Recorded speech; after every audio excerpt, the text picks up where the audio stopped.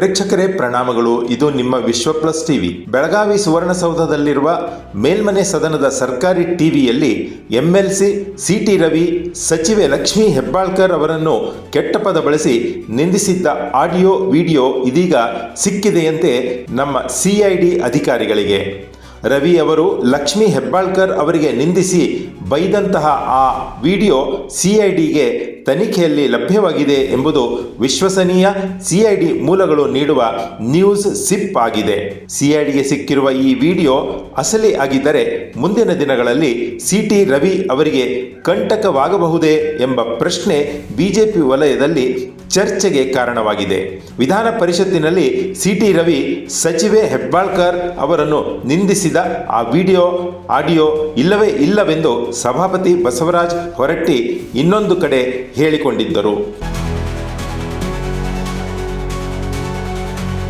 ಬೆಳಗಾವಿಯಲ್ಲಿ ಇತ್ತೀಚೆಗೆ ನಡೆದ ಚಳಿಗಾಲದ ಅಧಿವೇಶನದ ವೇಳೆ ವಿಧಾನ ಪರಿಷತ್ತಿನಲ್ಲಿ ನಡೆದಿದ್ದ ಘಟನಾವಳಿಗಳ ಕುರಿತು ನಡೆದ ಭಾರೀ ರಾಜಕೀಯ ಪ್ರಹಸನ ಕಣ್ಮುಂದೆ ಇರುವಾಗಲೇ ಸಿಐಡಿ ಮೂಲಗಳು ಬಹಿರಂಗವಲ್ಲದಿದ್ದರೂ ಗೌಪ್ಯದಲ್ಲೇ ಹೇಳಿಕೊಂಡಿರುವ ಅಸಲಿ ವಿಡಿಯೋ ವಿಚಾರ ರಾಜ್ಯ ರಾಜಕಾರಣದಲ್ಲಿ ಆಡಳಿತ ಮತ್ತು ಪ್ರತಿಪಕ್ಷಗಳ ನಡುವೆ ಈ ವಿವಾದಕ್ಕೆ ಸಂಬಂಧಿಸಿದಂತೆ ಹೊಸ ಬಗೆಯ ರಾಜಕೀಯ ಡೊಂಬರಾಟ ಜನರ ಮುಂದೆ ತೆರೆದುಕೊಳ್ಳುವ ಸಾಧ್ಯತೆಗಳಿವೆ.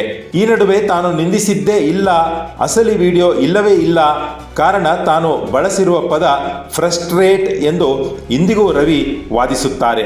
ಅಷ್ಟೇ ವಿರೋಧವಾಗಿ ತಾನು ಯಾವುದೇ ಕಾರಣಕ್ಕೂ ಧ್ವನಿ ಪರೀಕ್ಷೆಗೆ ಒಳಗಾಗಲಾರೆ ಎಂದು ರವಿ ಪಟ್ಟು ಹಿಡಿದಿದ್ದಾರೆ. ಒಟ್ಟಾರೆ ಈ ಎಂಎಲ್ಸಿ ರವಿ ಅವಾಚ್ಯ ಶಬ್ದ ಬಳಕೆಯ ವಿವಾದ ಯಾರ ರಾಜಕೀಯ ಭವಿಷ್ಯ ಕಮರಿಸುತ್ತೋ, ಇನ್ನಾರ ರಾಜಕೀಯದ ಬೇಳೆ ಬೇಯಿಸಿಕೊಡುತ್ತೋ ಮತದಾರರು ಜಿಜ್ಞಾಸೆಯಿಂದ ನೋಡುವಂತಾಗಿದೆ.